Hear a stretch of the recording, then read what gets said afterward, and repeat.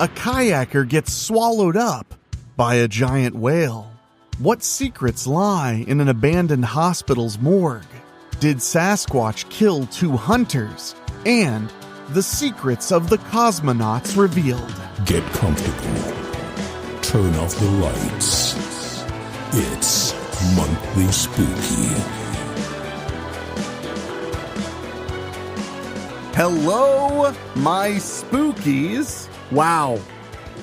Michelle just starts yawning the moment the show starts. I was trying to be quiet about it. Well, yeah, but I can see you. Yeah, but there we go. Next time I yawn, I'll just put my hand. The audience isn't the only person. Okay, good. Yeah, just put your hand over it. Yeah. You're not the only person. The audience isn't the only person that matters. I have feelings too. I'm sorry. The moment I start my opening, you're just yawning a huge. Please don't yawn, because it's gonna make me yawn again. I feel like you should have went even further. Oh, she's covering it. I can see it. I know you're doing it. You should have done the thing where you went, where you just like pat. That wasn't even a real yawn. Did that make you yawn? Yeah. Okay, let's test this. Oh, is it making you yawn? Maybe, I don't know. Because I can make myself yawn on command. There it is. I'm gonna be yawning forever now. That was a real yawn. Please stop yawning. You want to know the weirdest thing? You know how I discovered I could yawn on command? How? Because if I imagine someone yawning, I have like a 1 in 4 chance it'll just make me yawn the first time. Uh-huh. Wow, you're yawning a lot. I can't make it stop. Do you need a doctor? Maybe. Well, I'm sorry I bore you so deeply, Chell. I've never yawned because I was bored before. I don't even think that's a real thing. I yawn when I'm bored. Oh, well, now I know it's a real thing. I feel bad for like half the audience who is like yawning uncontrollably violently right now because of us talking about it. Yeah. Even I'm struggling not to yawn now that, God damn it, Michelle. Stop talking about yawning. I can't help it. You're the one who started this. I know. I'm Enrique Couto here with my good buddy Chell. And we're talking. It's Monthly Spooky. You completely threw me off, Chell. Sorry. Jeez. For those who are new to Monthly Spooky, it's kind of a end of the month wrap up show here at Weekly Spooky, where we read some creepy news stories and we talk about a topic. And often that topic is very hard for me to decide on, especially as we go into over 20 some episodes. But I did pick a topic that I had never heard of before. And I don't know if you have either, Chell, that I find really creepy and I'm excited to dive into. Have you ever heard of the lost cosmonauts conspiracy theory? I don't think so. Well, we're going to talk about that a whole lot. Where did they get lost? Do what? Where did they get lost? Where do you think? The store? Yes, friend. We got lost at store on way to space. But we're going to talk about the lost cosmonauts conspiracy theory. I found a source for this that isn't Wikipedia, which means it might be like skewed and full of like conspiratorial thinking. Yeah. And that's kind of what I'm hoping for. Okay, fine. But before we get to that, Chell, you got to stop yawning. I stopped talking about it. Can't I know, you but stop it's like doing in it? my brain now, and all I can it's all I can think about. I'm really sorry, Chell. Well, as this show is airing, will be in Philadelphia hanging out with you. Mm-hmm. So that's cool, right? Sorry. Maybe. You're like, oh no, why? I did appear on your podcast last week. You did, yeah. Michelle Explains Anime Poorly is the name of the show. And it was fun watching you be so uncomfortable doing a conversational podcast. I mean, isn't that what it normally is? But I mean, when I say you doing one, what I mean is like you were in charge of a conversational podcast as opposed to a monologue, which is mostly what your podcast is. Yeah. And believe me, I get the difference because my main podcast, Weekly Spooky, is a monologue podcast. Yeah. So I really do understand. I think at one point in the show, I even said solo podcasting is a hell of a drug because it's like a totally different thing. Mm-hmm. And I like solo podcasts. I mean, obviously, I've dedicated almost 6 years of my life to one, so I must enjoy it. But there is something to be said for sitting down and talking with another human-shaped person when they're done yawning. So, but I had a really good time talking with you about Banana Fish, the anime series that you've been covering on Michelle Explains Anime Poorly. Mm-hmm. And I enjoyed sharing my insights with you, and it was just a really good time. So if you guys haven't checked out Michelle's podcast yet, and you like anime or even don't like anime and just want to hate listen to it, which Michelle thinks is the only reason people listen anyway, you can check her out at Michelle Explains Anime Poorly over on any podcasting app and give her a listen. Yeah. And I promise that I cried multiple times in this season. All the times. So there were some solid cries. Yeah.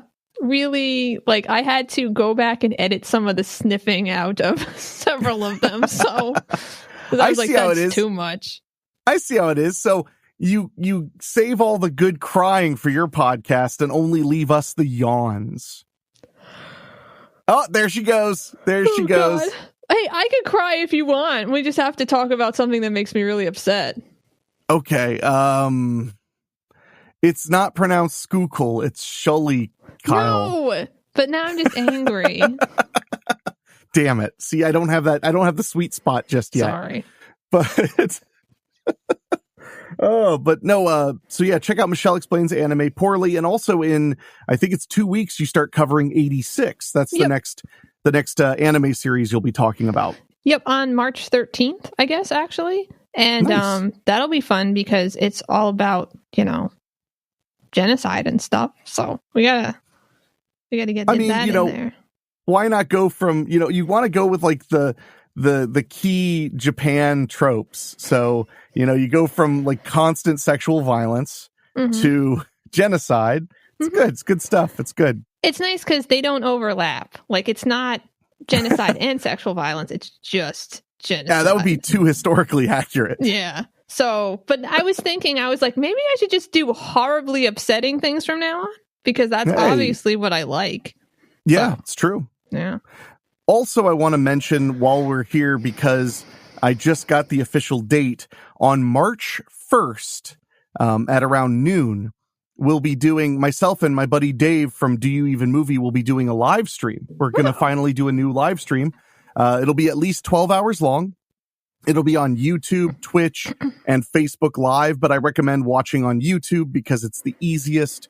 And you can find out more by going to weeklyspooky.com/live. It'll take you to the YouTube page for the inevitable stream, and you can set a reminder and all that stuff so you can tune in. We'd love to have listeners of Weekly Spooky and Monthly Spooky and everything come and hang out.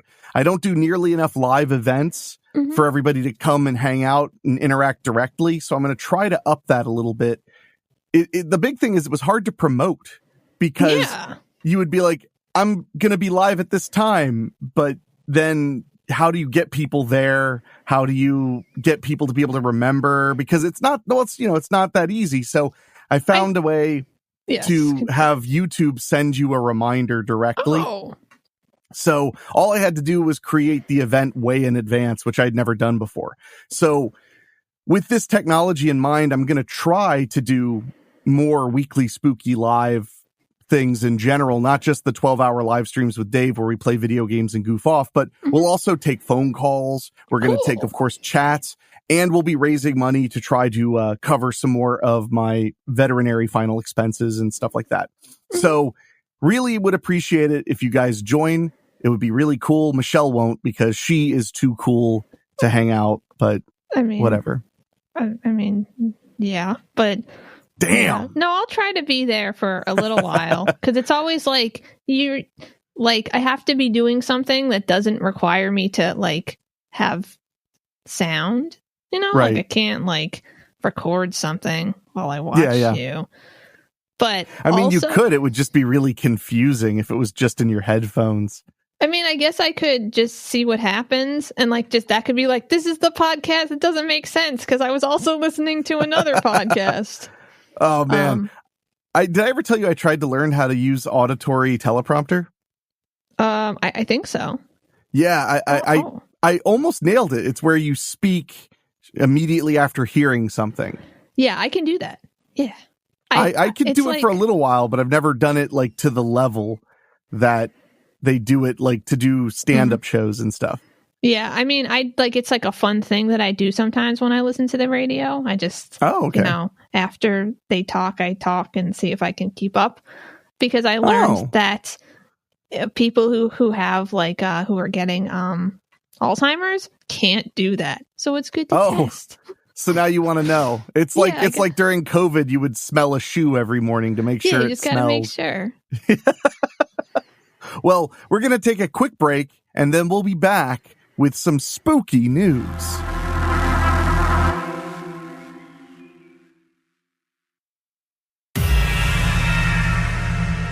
And we are back.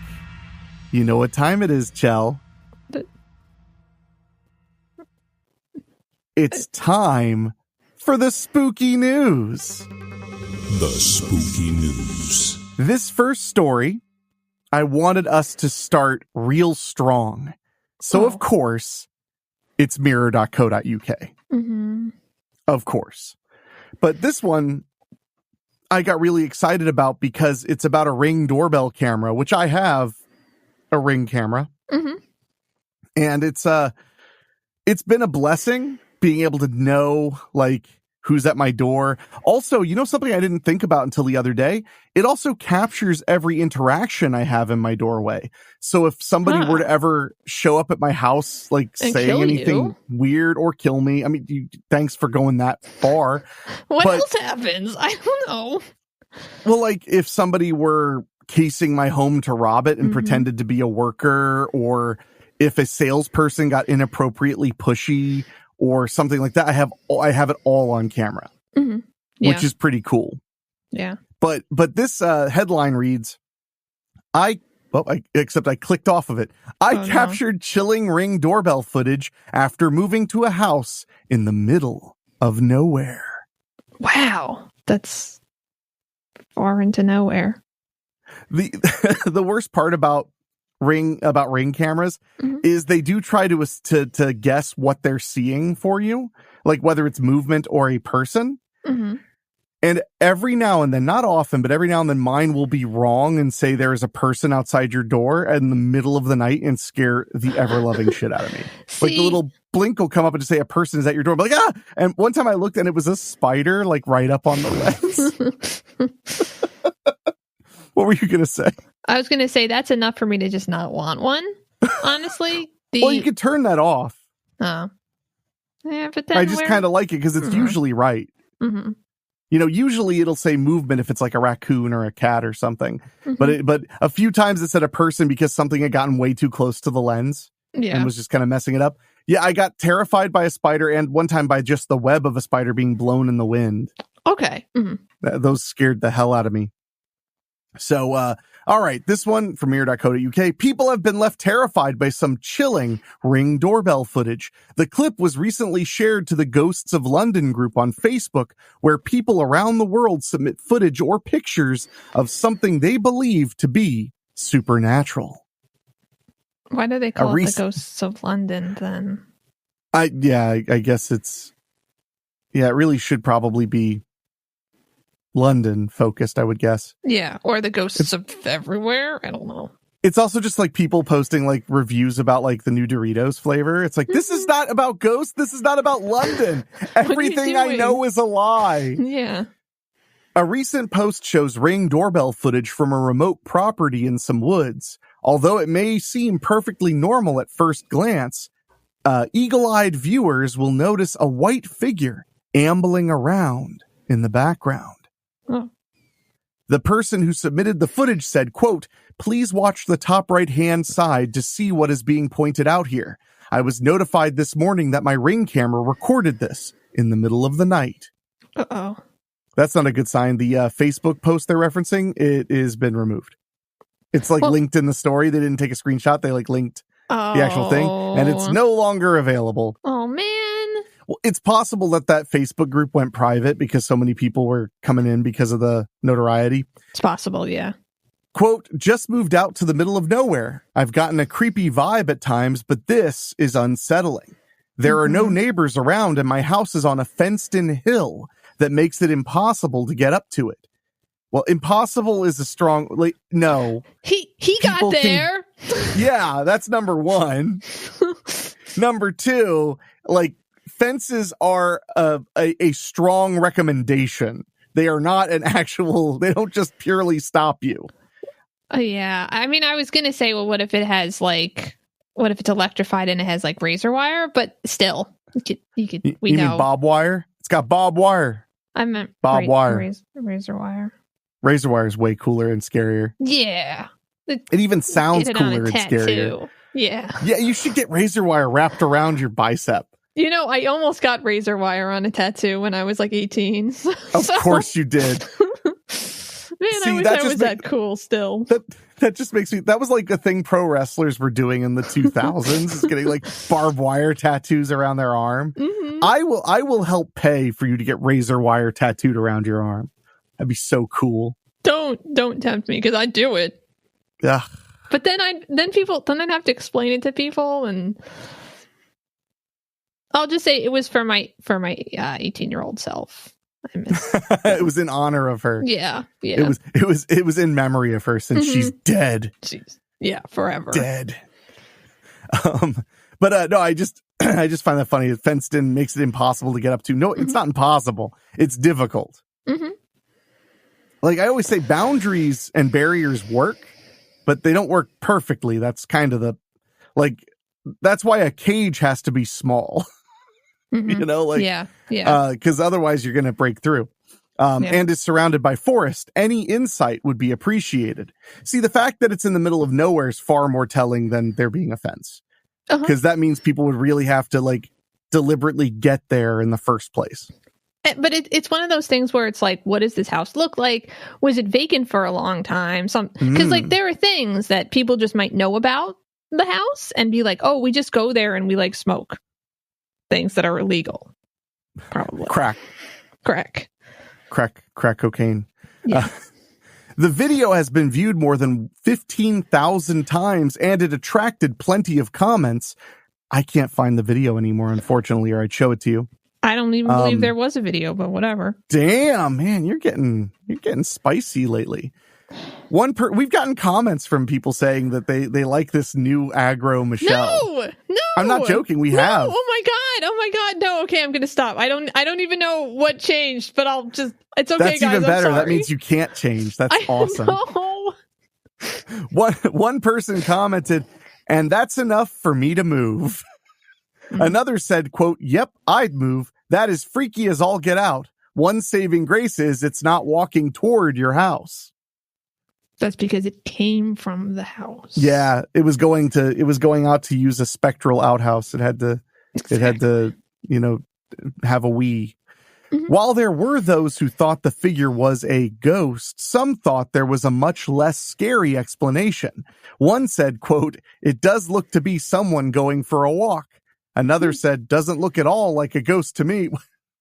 What is that quote? Doesn't look at all like a ghost to me. I've seen my share. Yeah.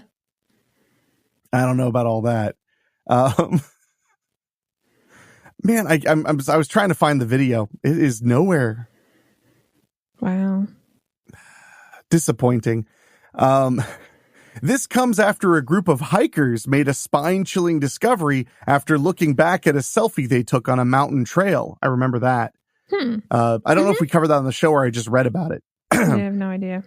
The image also shared to Ghosts of London shows 5 people and a 6th ghostly figure nestled between 2 of their faces. I kind of remember, I remember that. Yeah. It's one of those classic cursed images kind of things. Mm-hmm. Yeah, I don't know why the video is nowhere to be found. This is kind of their fault for like not screenshotting at least a little bit. Yeah, there's no screenshot. There's no nothing. Pathetic.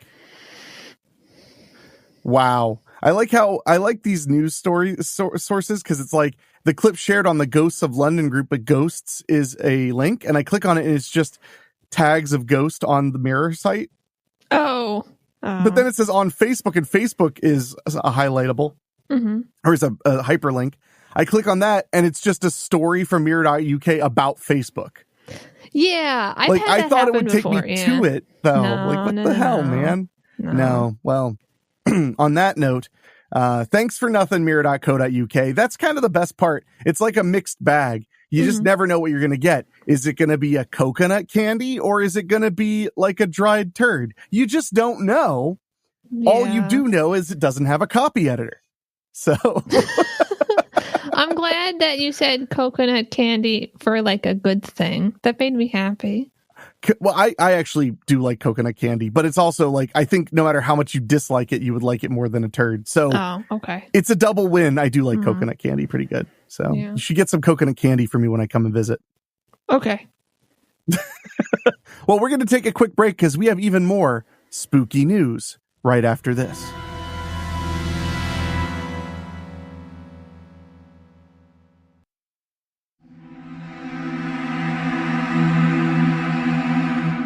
All right, we're back, and now we're going to go to a better source of news. I'm watching you try desperately not to yawn. That's the face you're making. Please don't do. I'm trying so hard. I know you are. That's what's worrisome.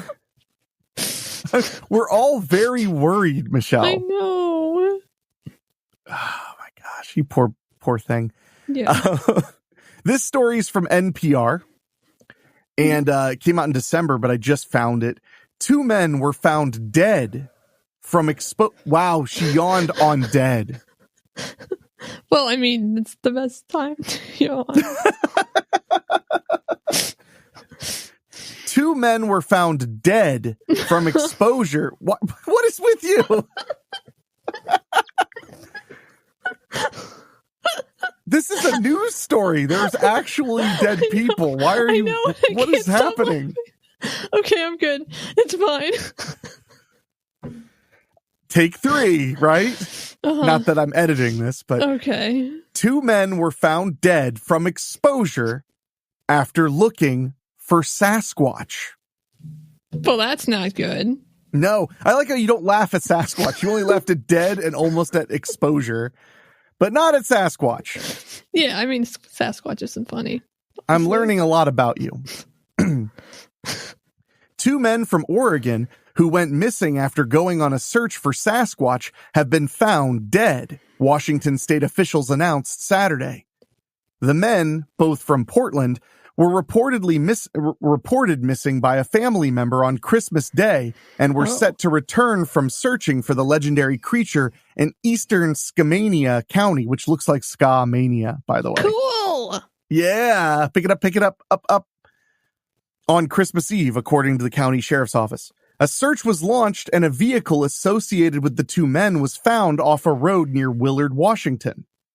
After a 3-day search involving more than 60 people, the bodies of both men 37 and 59 years old were found in Gifford-Pinchot National Forest. Pinchot, not Pinochet. Sorry, I was about to say, like, wow, that's the coolest national forest ever. It's named after Pinochet. It's Pinchot. Okay. Gifford-Pinchot National Forest, located in southwestern part of Washington State. If I lived out there, I would call it Pinochet National Forest everywhere I went. I know.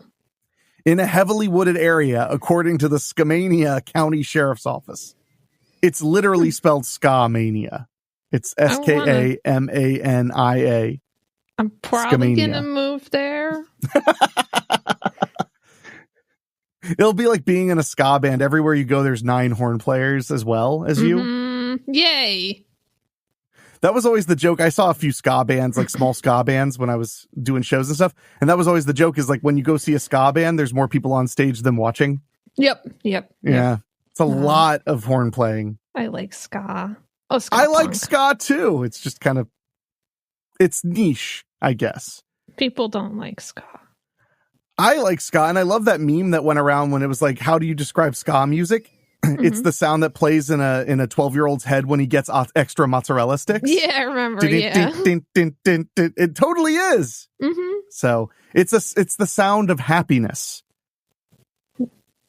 I mean, sometimes. Well, their cause of death appears to be because of, quote, exposure based on weather conditions and ill preparedness, the sheriff's office says. But also they were stomped to death and left covered in fur. Wait, what? But it was exposure, though. It was exposure. Yeah. The area had faced, they were getting pummeled with bad weather right at the end of December, too. The area had faced rounds of snow and rain with temperatures in the 30s across the Cascades in the days leading up to the men being reported missing. Well, I mean, that would do it. I mean, and they're hiking in the mountains. They're hiking hard country. They don't have the proper coats, jackets, tents, whatever, I guess. It would have been smart to just kind of wait until, the weather was better, I guess. But it's Christmas time. So you got to hunt for Sasquatch? What do you guys do? I mean, I don't live close enough to a Sasquatch hunt place, so we just kind of pretend. Oh, I thought you were saying we just hunt for the Jersey Devil. Oh, no, because he's dangerous, so we don't do that. I mean, Sasquatch might be dangerous. I don't think so. Probably not, but I'm just saying, I mean, he could be dangerous. I mean, there are stories of him, throwing giant boulders at people's cars and stuff. But I never hear about the people getting killed. Well, yeah, when they're dead. What about these two? See, this is the problem. The total denial. Well, I mean, it could be that what really happened, I mean, besides, is that he, held them and they could not escape in, a place that was cold. And then they died. Oh, man, you're actually making it really scary. What if they hauled up somewhere and Sasquatch was keeping them from getting back on the trail to go home? Yeah, exactly. Ooh. Yeah, because they're you actually... should be a conspiracy theorist because that's good. Yeah, because they should have been pretty prepared. They knew what the weather conditions were, but they just didn't know that they were not going to be able to go home for that long. It's rough, man. Yeah. And he does this all the time. And that's why people die in the wilderness. And that's why when you watch wilderness survival videos, you're like, this is all so obvious. It's because the Squatch factor is what really gets people. Yeah. The Squatch factor on UPN. Oh God, I'm old. The area had, the search for the men also took place amid difficult terrain and harsh weather conditions as crews faced conditions such as freezing temperatures, snow, and high water levels, law enforcement said. Sasquatch, commonly known as Bigfoot, is a large, hairy figure that resembles a human and is thought to live in northwestern parts of the U.S. It's thought to live in a lot of places. Yeah, pretty much all over the place. I did an 1 and 10-minute video and podcast about Bigfoot sightings in Ohio, which is not close to the Northwest. That's all I'm saying. It could be that they meant Sasquatch in particular, like the name of this type of Bigfoot or something. I don't know about that. Maybe. I mean, there's Bigfoot, there's Sasquatch, skunk ape. Right. I like skunk ape. I think that's a cool name. I think it's okay. I just feel bad for him because it sounds like he smells, which is what they're trying to say. Well, he does smell. It's mean. How's that mean? It's an animal. He just smells like how he's supposed to smell. Yeah, just like a skunk. Smells how it's supposed to smell. But skunks only smell like that when they're defending themselves. Skunks kind of stink all the time. If they have the glands, though, they still stink a little bit. I don't think so. I've seen skunks before. All right, I'm going to buy you a skunk. Okay. But not a tamed one. No, because there was that time I was inspecting a house, and there was a skunk in a cage in the room, and it was hissing at us. And I felt horrible for it. Why were you being so mean to the skunk that it had to hiss at you? I don't know. No, and it wouldn't tell me what I was doing wrong. They probably just caged it so it would stop trying to seduce their cat. That's my understanding of what skunks do. Yeah, I understand. There's a lot of misinformation about how, rapey they are. Fair. The existence of Bigfoot has been debated for decades, and many have reported sightings of the creature. More than 700 reports of Bigfoot sightings in Washington state have been submitted to the Bigfoot Field Researchers Organization, the group says. In Skamania, harming Bigfoot is punishable by a $1,000 fine and can include jail time. Okay, it all makes sense now, right? So okay. They were near a Bigfoot and they had guns and they were like, we can't harm him because we're going to go to jail maybe. And we don't have any money to pay for a fine. So that's why they died. Well, there's the 3S law when it comes to protected animals. Oh. Shoot, shovel, shut up. It's a big animal, though. Yeah, it's a big animal. Yeah. And also, yeah. They could just not kill it and then the Bigfoot could go to the cops. Bigfoot is not a snitch. See, you get mad that I refer to it as skunk ape as an insult, and then you're like, anyway, Bigfoot is totally a snitch. How rude. He's just doing what's best for himself, okay? Oh, wow.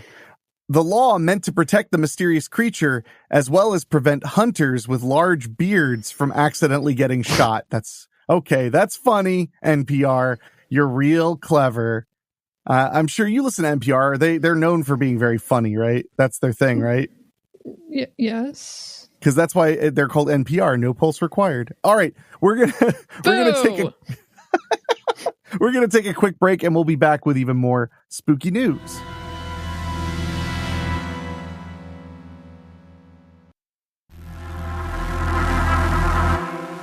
We're back.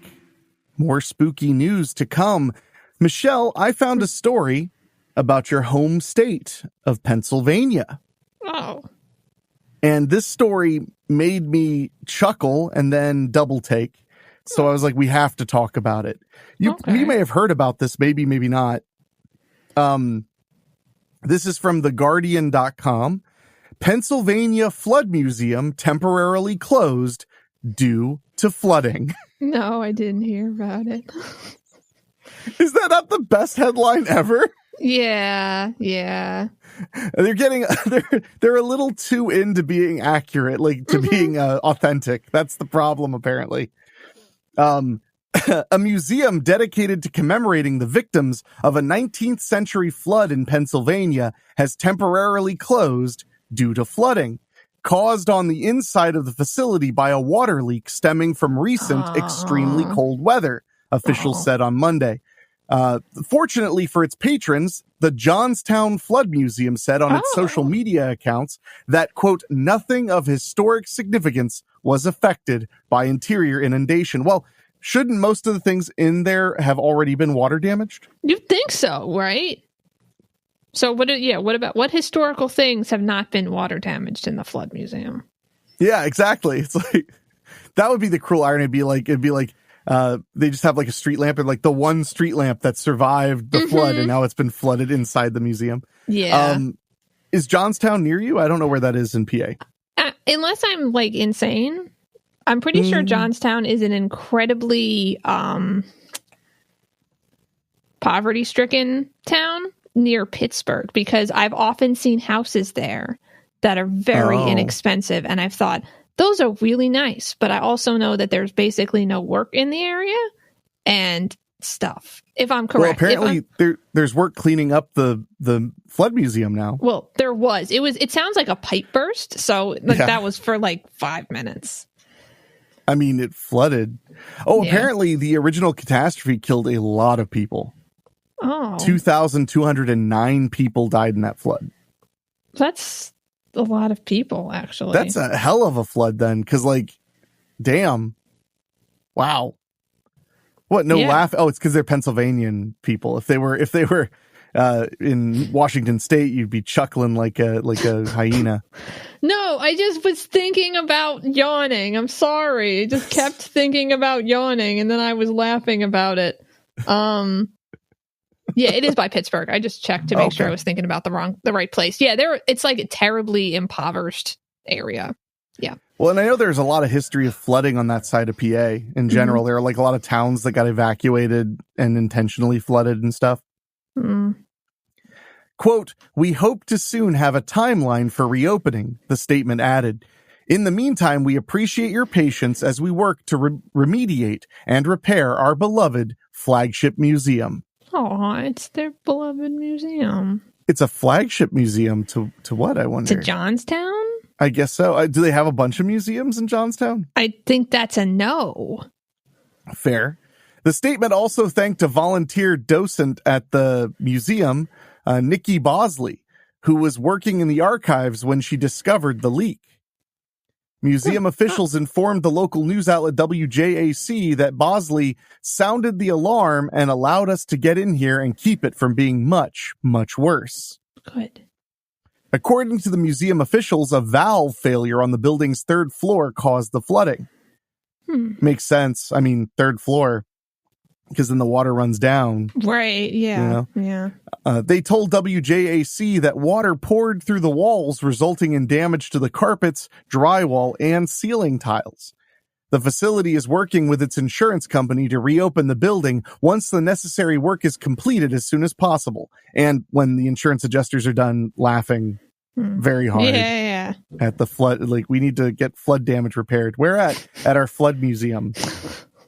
Like, we're not falling for this again. Not after that those people that said that a black bear ripped up their car and had perfect video footage of it happening. Well, I don't know about all that. The museum commemorates the Great Johnstown Flood that occurred on 31st May, 1889, when, after days of heavy rainfall, this makes sense, the South Fork Dam ruptured, gave way, and released 20 metric tons of water. Wow, I guess. To the surrounding areas.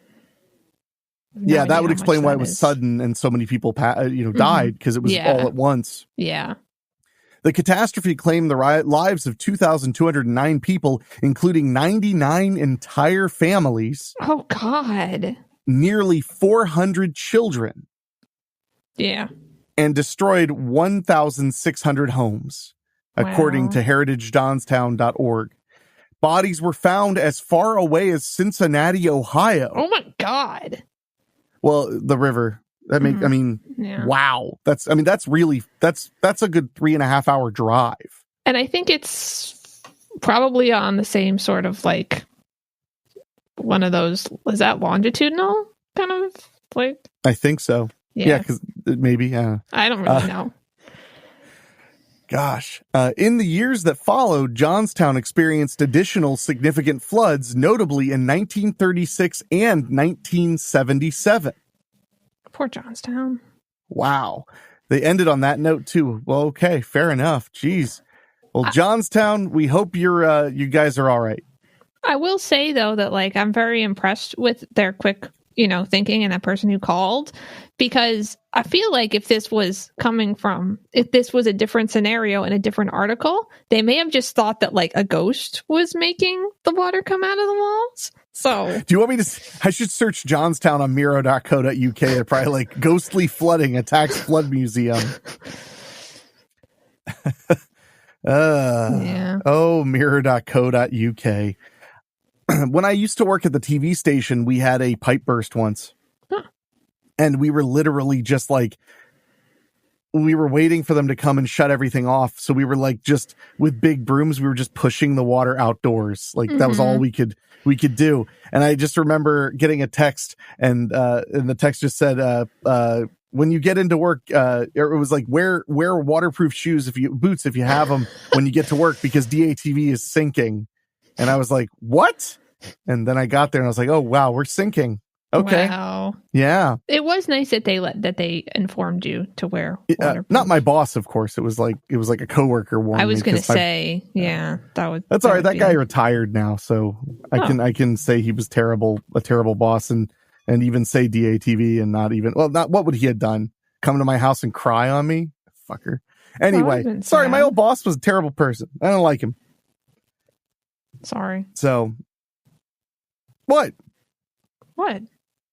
What, you going to yawn about it now? Is that what you're going to do? Only if you really want to keep saying that and make me yawn about it. I didn't realize the word makes people, there it is, it makes people yawn. I didn't realize that. You didn't know? And I'm learning so much. I know that seeing and hearing yawning. No. I mean, any mention, any word yawn. If I see it in a manga, I yawn. I've drawn characters yawning and it's made me yawn. So I'll tell you a funny story and then we're going to take a quick break. Okay. I was working at a distribution company and we were making artwork for this was back when DVD was king. So it was DVD boxes. And there was a shot of a guy in like a guard uniform screaming his head off, right? Like just, ah! And we used the photo on a box cover because we bought this package from a photographer of photos. And after we used it, the photographer was like, that guy was yawning. And it looks like he's screaming like crazy. It does. Mm-hmm. But now whenever I see that box cover, I immediately go, wow, it is so obvious that guy is yawning. Well, it's kind of like, I've seen, on like Twitter or whatever, like images of like cats. And it's like, oh, that cat looks so mean. And it's like very clearly that cat is yawning. Yeah. Vicious cat. Yeah. I used to get pictures of Chicano like right after a yawn where he looked like he was like snarling and looking really angry. It's funny. Although he also always looked angry. So that doesn't hurt. But we're going to take a quick break. And when we get back, we're going to talk about an abandoned hospital and a locked door that should have stayed locked right after this. Yeah.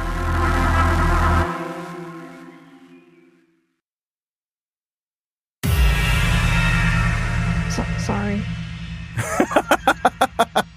So we're back here with some more spooky news.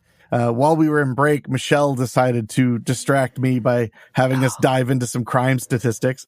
So usually I'm the one that talks about nothing between breaks and causes us to take forever to do the show. But this time it was Chell. Just so everyone knows, Johnstown really isn't safe, but it's only slightly less safe than where I live. So there you go. And where I live appears to be pretty safe, but oddly, our murder rate is the highest crime rate that we have. We have like very few robberies. Yeah. Very interesting. Yeah, whereas where I live, we don't have a lot of murders or rapes, but we have a lot of robberies and a lot of assaults. Weird. Very weird. So anyway, this is a story from mirror.co.uk. The headline is, I lived in an abandoned hospital and found something terrifying behind locked door. Wait, they lived there? That's what this says. Is it abandoned if you live in it? I guess. I'm assuming it's formerly abandoned. Or maybe they're squatting. Yeah, they might be squatting. Cool. A woman who once resided in an abandoned building has shared a chilling discovery she made while exploring her unconventional home. Aisha Barrett, a London-based TV producer, used to live in a deserted hospital as a property guardian. Okay. Oh, that's what I want to do. I bet that's good work. I bet you could get that pretty easy. I want to do it. A scheme that allows people to live affordably in vacant properties to ensure they're maintained. During her stay in the empty hospital where over 100 other tenants also lived. Okay, what? Maybe so there were a ton of people living there. Maybe they mean in the past they lived there. It said also lived. Yeah, I don't know. Well, then that's not abandoned. I feel like it would have said with where over 100 other tenants had also lived if it was. But then again, I'm expecting a copy editor at the Mirror. So she stumbled upon a corridor lined with padlocked doors, which she believed was the hospital's morgue. Oh. Okay. The TV producer, known for her work on Celebrity Coach Trip, The Fortune Hotel, and Great British Bake Off, posted a video on TikTok of her walking down the eerie corridor. She captioned the clip, "I can't believe I don't make more money working in mainstream television in the United Kingdom." No, that's not what it said. POV, finding the morgue in the abandoned hospital I live in. That's what she captioned. In the video, she says, "This is the morgue. People do ask me about this all the time, so this is the morgue." She pointed out the padlocks on the doors, saying, quote, As you can see, they've got these on them. I didn't know originally what these were, but that's what someone in the comments told me. That they were padlocks? Or I think that it was a morgue. Oh, okay. I would be saying it even if I knew it wasn't true. I'd be like, oh, that's the morgue. Or I'd be like, oh, that's the infectious disease morgue. I'd be like making entirely new stuff up. I'd be like, oh yeah, that's where they kept, the criminally insane. Mm-hmm. Yeah. That's why it's padlocked. Aisha ventured down the entire corridor, admitting she had never come here before, encountering another corridor that was blocked by a wooden panel. A poster slapped on the door issued a stark warning, quote, "No unauthorized persons allowed beyond this point," ramping up the eeriness. That's kind of a normal thing in a hospital or an abandoned building, though. Exactly. Especially in a hospital, this is not a place for patients to go. No. It's not a big deal, though. I mean, it says there was a wooden panel, which I'm assuming they mean like it was boarded. I'm guessing is what they mean by a wooden panel. Yeah. Backing out from the location, she stated, quote, "It's creepy. Might be a little too creepy for me, this part. But people always ask, where's the morgue? Where's the morgue? And I think I've finally found it." She vowed, quote, "Don't ask me to go there again. I don't want to get possessed." Is this the whole thing? No, there's a little bit more.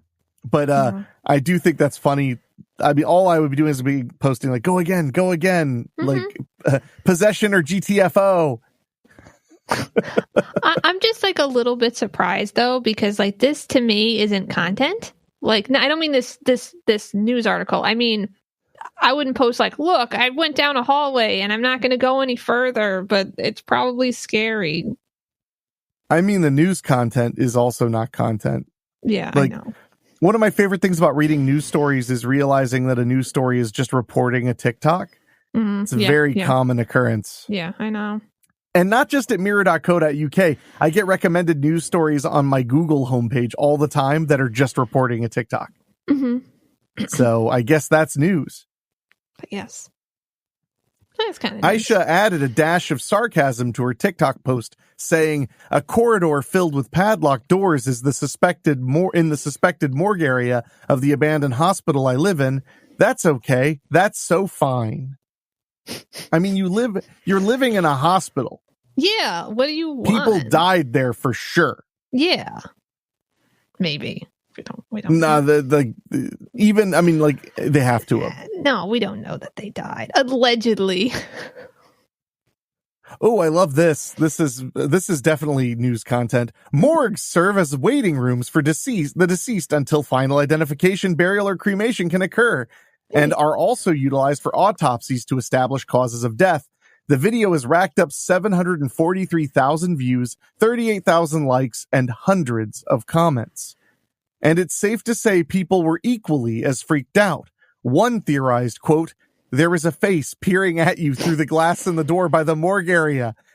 Good. And another asked, "What was that lump on the floor?" Oh. That's where it ended. The article ended. Oh.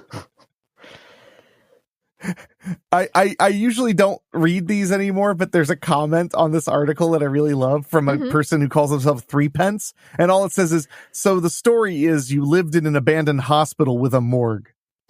Exactly. Yeah. It's wow.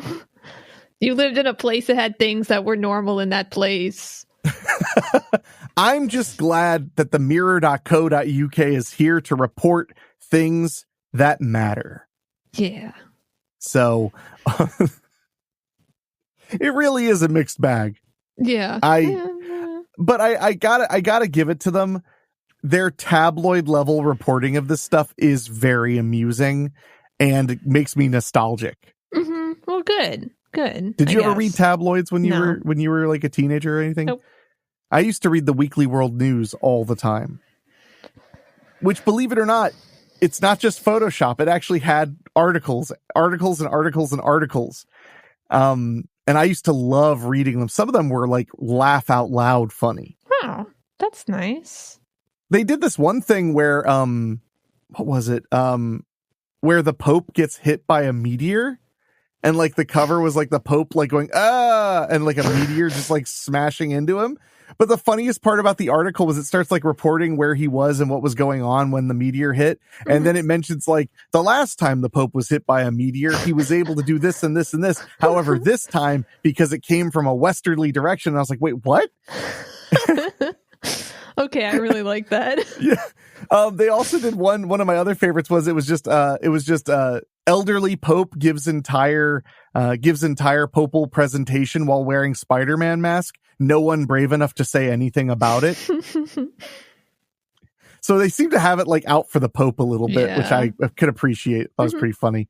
So, but anyway, we're going to take a quick break and we'll be back with even more spooky news. Maybe even not from mirror.co.uk. At least not this time. Right after this.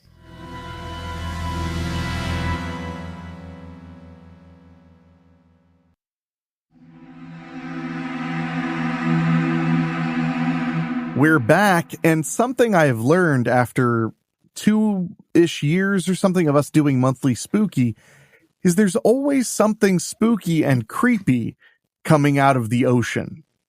Usually. There's almost always. Remember that article that said like that article that we like lost our minds over that just said like sharks biting people's feet? It's just that they think that they're fish. Yeah. And like the whole article read like a shark wrote it. Yeah. So don't be afraid to go swimming as long as you do this and this. The fact that sharks are biting people's feet a lot will go away. It's fine. You should go in the water. You'll love it. Yeah, they don't mean it. So this article caught my attention from NPR. The headline is, "Did a whale swallow a kayaker?"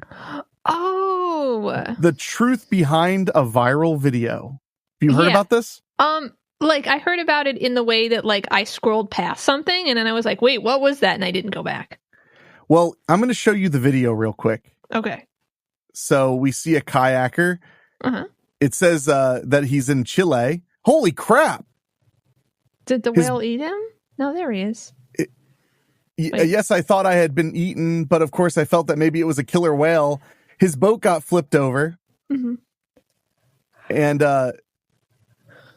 but when I got out, I understood that, of course, it was probably out of curiosity that the whale had approached me or maybe to communicate or something.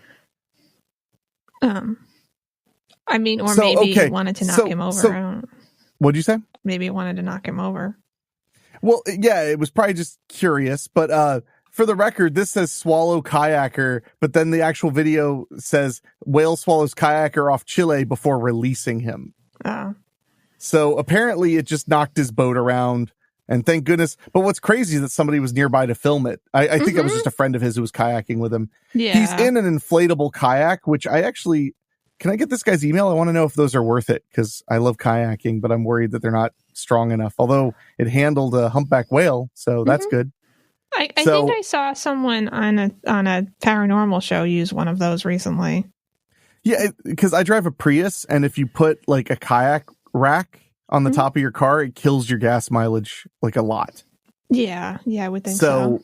But the problem is it's the rack, not even the kayak will hurt your gas mileage.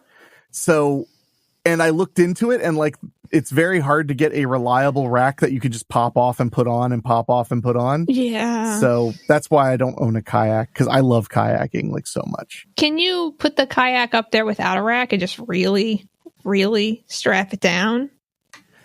Yeah, there are people who do that. They use pool noodles to cushion it against the car. Yeah, also just seems dangerous. And yeah. So anyway, we have an article to read too. But the video does not show exactly what the headline is, of course. No. A father-son duo kayaking off the coast of Chile have made waves after sharing a video of what appears to show a humpback whale briefly scooping one of them into its mouth. The video was pretty far away, but it did kind of look like he had been swallowed up for a second. It really did. I'm going to guess. Yeah. Adrian Simancas was kayaking in the Strait of Magellan in southern Chile on Saturday when the whale suddenly surfaced and engulfed him, according to the Associated Press. Quote, "I thought it had already eaten and swallowed me," the 24-year-old told the AP. At first, when I thought I had died, it was of course a lot of terror because I thought, no, there was nothing I could do.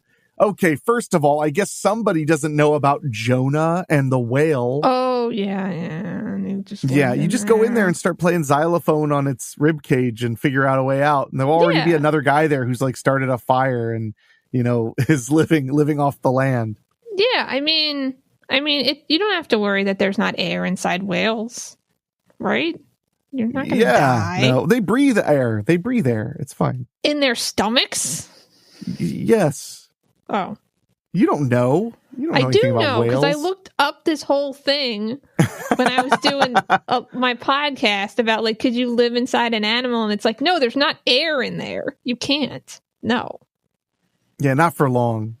It would be much more like Tremors 3 when Burt Gummer was able to live inside the graboid for, like, about 8 or 9 minutes. And he passed out from a lack of air right before they cut him out. Mm-hmm. So he was also swallowed in a drum barrel, like a big drum that protected him as well. All right, that's enough about Tremors 3 on the podcast. Nobody's here to talk about Tremors 3. His father, Dale, happened to be filming at the time and caught the whole incident on camera from a safe distance.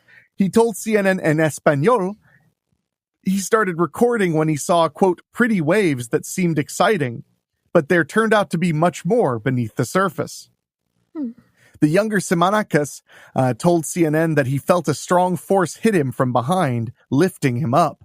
When I turned around, I felt a slimy texture on my face, Simancas said. I could see colors like dark blue and white approaching me from behind, closing around me and pulling me under. Dale's video, posted by the AP, shows the whale leaping up, then disappearing underwater with Simancas and his yellow inflatable kayak. After a few seconds, both the kayak and its life vest-clad passenger bobbed back to the surface. But Simancas says his relief was quickly overtaken by fear that something would happen to his dad or that he would get hypothermia from being in the water. Yeah. That's a reasonable fear. Yeah. Simancas managed to grab onto the boat and swim it over to his dad, who paddled them to safety. As he reflected on his experience, he guessed the whale didn't mean him any harm. Yeah, I'm sure the whale didn't mean you any harm. It just put you in its mouth and then realized that you were buoyant, so it let you go because it would be annoying to chew you, I guess. So we should probably discuss this. Yeah. This is a humpback whale, right? Yes. They eat like plankton and shit. I don't know if they could even eat a human if they wanted to, or even put it in their mouth. I mean, they have a big mouth, but yeah, they do. They don't just eat plankton and krill. They also eat smaller fish and crustaceans, but nothing even near the size of a person, I don't think. Yeah, I don't think they would try to eat a person. Yeah, they mostly eat krill and plankton. Mm-hmm. But humpback whale eat person. Can they even get in their mouth? Yeah, their mouths are huge. But like I know they have like things. Is that they have like a thing that like stops. Yeah, it's like a filter to filter out the plankton and stuff. Yeah, is that called like baleen? Maybe. Could be. There are other stories of humpback whales pulling people under in their mouths. Oh, well, maybe they just really like hurting people. Oh my gosh! Oh, I got to show you this picture. Oh, wait, where did it go? Oh no, I've done a bad job. Oh, there it is. Okay. Look at this, Chell. This is what their mouths look like. Oh, they're so big. Yeah, a person could go in there. Yeah, definitely. But it's not going to eat you, but it could totally put you in its mouth. Okay. Well, that's good to know. Yeah, that's... I was about to make a Simpsons reference that wouldn't make any sense. I was about to say, that'll replace the whale in me nightmares, except it's a whale. Yeah. When I got out, I understood that, of course, it was probably out of curiosity that the whale approached me or maybe wanted to communicate or something. Whale experts have another theory. Two researchers told NPR that the most likely explanation is that Simancas happened to be in the way of a feeding whale, one that was hungry for krill and small fish, and not a human. Oh, okay. And he wasn't even like paying attention. He was like, I got to eat these things and the things in my way. I'm just going to go right through. Quote, my guess is that the whale was just as surprised as the kayaker. I doubt that. Well, I think that we're very surprised when a whale puts us in its mouth. Well, like when you're riding on your bike and you eat a bug accidentally and you didn't want to, I imagine it's like As opposed to when you want to? Yeah. I've never eaten a bug riding a bike.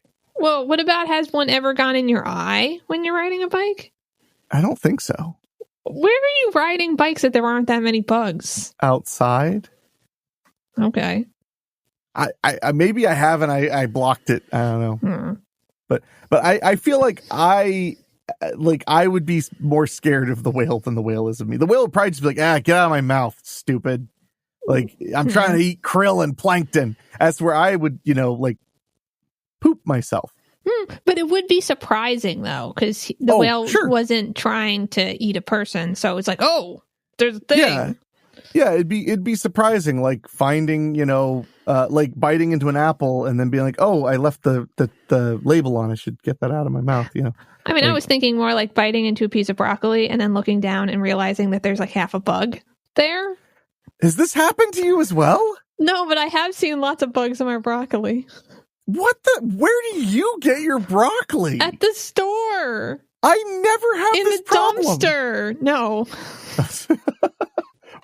We're going to take a quick break and we're going to get to the bottom of this right after this.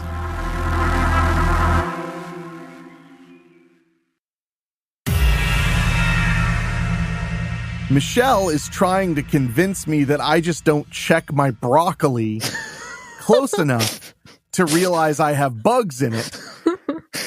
Joke's on you. I don't really care if I eat the bugs, but I have never found bugs in my broccoli. And if you are listening to this, if you're one of the people who avidly listens to Michelle and I do this show and has watched the balance turn from me tormenting her to her tormenting me over the last 2 years. No, oh my God, no. Send an email to weeklyspooky@gmail.com. I want to hear if you deal with bugs in your broccoli. And I don't mean that as a euphemism. I mean that Michelle may be insane. No, like, this is my entire life. Like, I had it when I was a kid. I just a couple days ago had some bugs in my broccoli. Humpback whales feed by quickly lunging through a school of fish with their mouths wide open, then straining the water out through their baleen. Oh, there it is. Baleen. Yay. The fringed plates that they have inside their mouths instead of teeth. If something or someone else mistakenly enters their path, that can be, quote, unintentionally and just momentarily engulfed, Robin explains. Quote, I'm sure it closes its eyes so it doesn't get damaged by anything, and I think this is one of those 1 in a million situations where the fellow seemed to be at the wrong place at the wrong time, said Dr. Ian Kerr, the CEO of the whale conservation nonprofit Ocean Alliance. Reports of such incidents are rare, but not unheard of. In 2021, a Massachusetts lobster diver said a humpback whale had scooped him up and spit him out. That's what I found when I was doing my little research. Yeah. But unlike the Old Testament's Jonah, these men didn't spend 3 days and nights in the belly of the whale. They didn't even reach it, nor could they have. Ooh. Well, now you just sound like you're working for the whale lobby. Experts say it's just not possible for a whale to swallow something as large as a person. Mm-hmm. Their mouths are massive, as wide as 10 feet. Wow. Their throats are much smaller, roughly the size of a human fist. Wow. And confusing. That's very confusing. Kerr says humpback whales don't even want to try, especially considering doing so could lead to a potentially life-threatening jaw injury. Oh, no. Quote, they have no interest in eating us or hurting us, he said. Hold on. You're making a big assumption assuming they don't want to hurt us just because they can't eat us. That's the other. And saying they have no interest in eating us, no, they're incapable. There is a difference. Well, they could try. They could crave our deaths, but be incapable of swallowing us whole. Yeah, they could rip us apart. Oh, yeah. I mean, or just drown us. Mm-hmm. And then, I don't know. That's it. It's not to their benefit. Many of these animals are living this life of energy balance. What energy does it take for me to catch my prey, etc.? Still, experts encourage humans in any whale-prone areas to give the animals a wide berth. In the U.S., federal law requires at least 100 yards of distance from a whale for the sake of both species. Does the whale follow that law as well as the people do, for the record? I mean, I don't know because this wasn't in the U.S., so we don't know if it would have followed the laws. Yeah. While some whale populations are rebounding, Kerr says others are, quote, dying sort of a death of 1,000 cuts from threats like ship strikes, line entanglement, and pollution. And though Simancas' video has made quite a splash, Kerr says it's a lot harder to translate that attention into actually helping whales. Splash, I get it. Quote, the reality is the oceans are downhill from everything and gravity never sleeps. I tend to say healthy whales, healthy oceans, healthy humans. So even if you don't like whales, I hate those whales. So even if you don't like whales, there's still value in understanding what's going on in our oceans. And whales are barometers of that health. He hopes this whale's turn in the spotlight will inspire viewers to get involved, whether by learning more about the dozens of different whale species or donating to a local ocean charity. I don't know if I have a local ocean charity because I'm in Ohio. Yeah, I'm sorry. I also just don't know that a story like this, where a whale kind of almost like puts a person in their mouth, is going to make people go like, wow, I want to donate to whale charities. It does, because if they read it out of, like, if they're really shocked to the point of reading it, they'll learn, like, it can't even possibly swallow you. Okay. You should trust the whale. Let the whale eat you. It's great. I mean, that might be kind of fun. Quote, the more you love something, the more you want to keep it or keep it healthy, he adds. Aw. So, yeah, that's kind of sweet, I guess, in a weird kind of whale-centric way. I like whales. I don't hate whales, although you know the movie Jaws? No. Yes?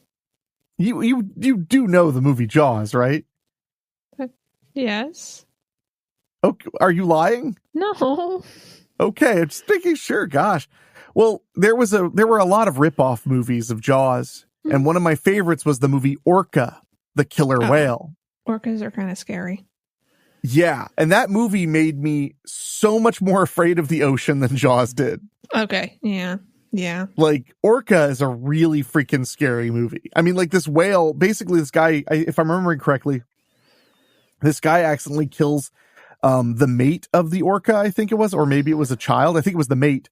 Oh. And the orca starts following this guy around by scent on his fishing boats, attacks he has a house that's like on stilts at the edge of the water. It like breaks the stilts and eats his wife. Wow. Like, it's really good and scary. And it also has the hilarious moment that you have in Jaws where you're like, man, I'm so afraid of the shark. Well, time to get in the ocean. Like, what the, like, no, that's when you go, well, time to move to Missouri, you know? Yeah. No, that's too close to rivers.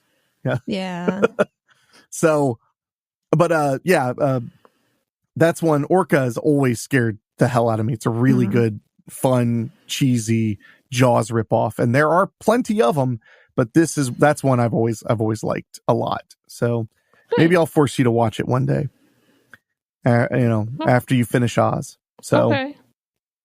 But we're going to take a quick break and do one more story because this one made me extremely curious.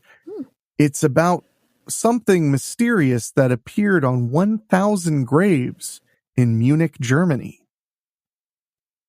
We'll find out more after. Not well. I mean, it's not a Jewish cemetery as far as I can tell, but maybe it is. I don't know. But we'll find out after this.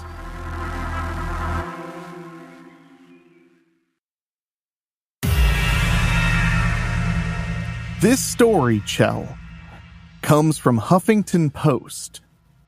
Okay. And I'm really curious what the hell is going on because the headline made me do a double take. It says, QR code stickers mysteriously appear on 1,000 Munich graves. Okay. I mean, it's not hard to put stickers on things, but it's interesting. Well, and 1,000 of them, it's a lot going on. Yeah. So the story reads, police in Munich are investigating a mystery. More than 1,000 stickers were put on gravestones and wooden crosses at 3 cemeteries in the German city. There's something, wooden crosses, that's not okay, because the sticker's going to get stuck there, like really stuck, and it's going to be hard to get off. Like that's basically defacing. Because I feel like a stone, you can get the sticker off. You can probably clean it. It'll be okay. Sure you can, but I think that's still defacing the tombstone. Yeah, I mean, because if somebody has to come out with Goo Gone and scrape your tombstone, that's not cool that they have to do that. I mean, you can probably use acetone. Still not cool. Okay, bro. In the German city without any indication of where they came from or why. Did they check what the QR codes go to? It gets weirder. Okay. The 5 by 3.5 centimeter or 1.95 by 1/2 inch stickers are printed with a QR code that, when scanned, shows the name of the person buried in the grave and its location in the cemetery, but nothing else. But yeah, all that information also be on the grave though, and they also know the location because they're at the grave. So why would that be helpful? Well, here's the thing that freaks me out about that. So that means each sticker is individually made for that marker. Yeah. Because you have to generate a QR code. Uh-huh. They may have had one of those hand printers, just printing them out as they go or whatever. Sure. Oh, okay. I understand. Mm-hmm. Yeah. They could have it could be connected to your phone or whatever. But here's the thing. Who's cataloging these things without permission? That's what freaks me out. Because if it went to a website or a band thing or some creepypasta bull crap or promoting a indie movie or an album or something, I'd be yeah, whatever. But the fact that it's just informational is actually really confusing to me. Yeah. I mean, the thing is, it's not that, I'm sure that the cemetery is open during the day, right? So it's not like someone couldn't have done that, couldn't have just cataloged and then sent it to the label maker, to the zebra label maker. That doesn't work all the time. And then they pull it off. But why? And also, how does it help? How does that information help? Because it's already on the tombstone. Yeah. Or maybe it's for blind people? But then how would they know where to find scan? the QR code? Yeah. It's a Braille QR code. Yeah. Quote, "We haven't found any pattern behind this yet. The stickers were put both on decades-old gravestones and very new graves that so far only have wooden crosses." Oh, so those are temporary markers. Okay, got it.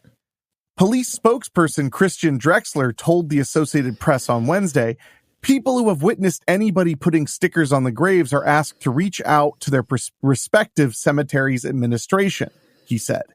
The stickers surfaced in recent days at the Waldefriedhof, Sendlinger Friedhof, and Friedhof Sollen cemeteries. So it's more than one.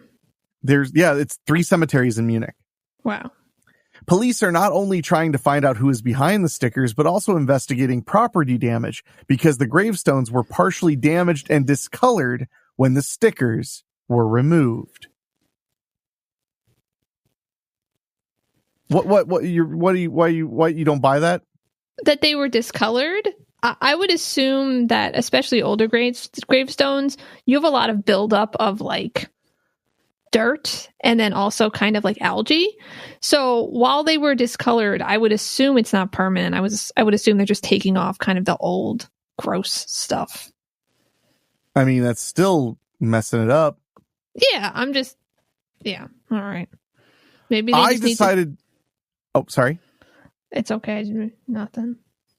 Well, I decided to dig a little deeper because this kind of bothered me because that article was from the 19th of this month. So yesterday I found an article at the New York Times that seems to be digging a little deeper about this.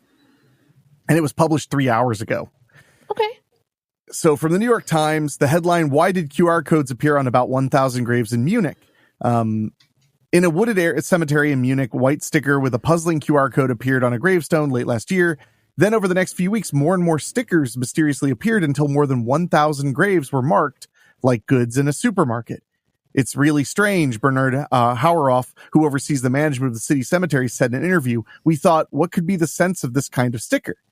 Each white rectangular sticker measuring about 1 by 2 inches bore a black QR code, a last name, and a combination of letters and numbers, according to the images published by the German press.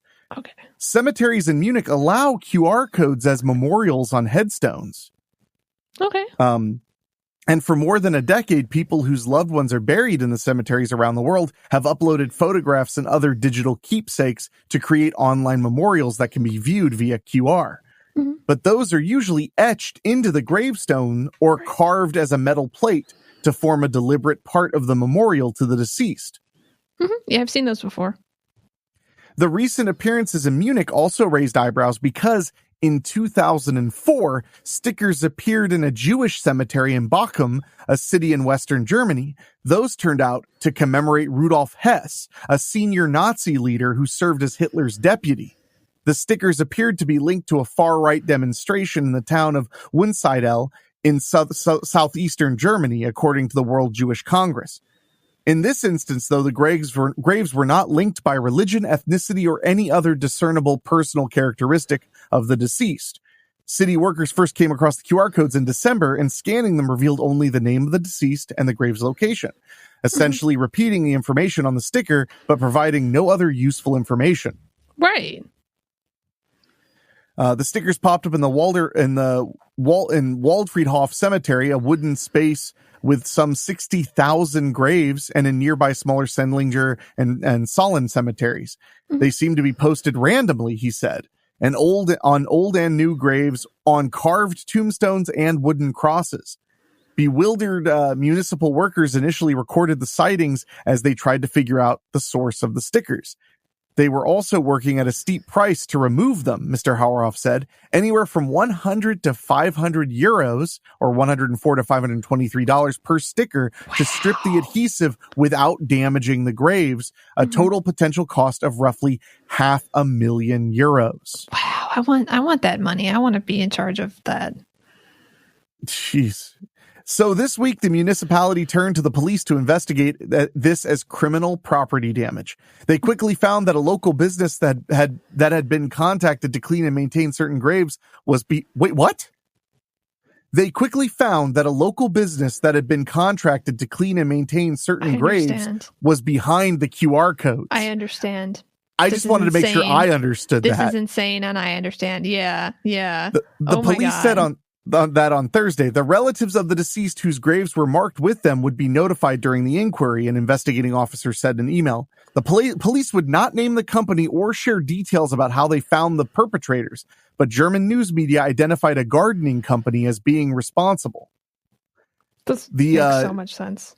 The local newspaper cited Alfred Zenker, a senior manager at that company, as saying that the stickers were simply a way for employees to keep track of which headstones they had maintained. Mm-hmm. Yeah. We are a large company, he told the newspaper. Everything has to happen in an orderly manner. The police declined to comment further, citing the continuing investigation. Sorry, I just needed more because that first article had so little to it.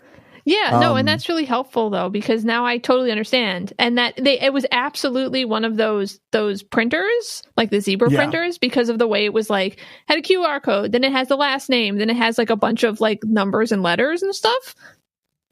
Perfect for that. But so I get it. I mean, you probably can't do that. You probably need to ask. That's really friggin' stupid. Yeah. Like you're not supposed to do anything to a gravestone other than like clean it or like you like what the hell? Like that's just so beyond the pale. Mm-hmm. But I totally understand someone thinking we gotta come up with a way to know what areas have been cleaned, so we'll just have them scan it on their phones and then we'll know. Oh my gosh. Yeah. I mean, I didn't think it was anything nefarious, but it was just really weird because I would have expected something like intentional, like I said, like promoting a band or some crap. Right. I'd be like, yeah, people do stupid stuff like that. But for it to be like, it just sounded so official, which made me even more creeped out. Mm-hmm. Like, who's this dumb? Turns out a gardening company. Yeah. Wow. So, man, they're going to pay a lot of damages. And that person who decided that was a good idea is getting fired. Maybe. It's Germany. They're not doing so good. So we're going to take a quick break, and we'll be back. We're going to dive into the lost cosmonauts conspiracy theory right after this.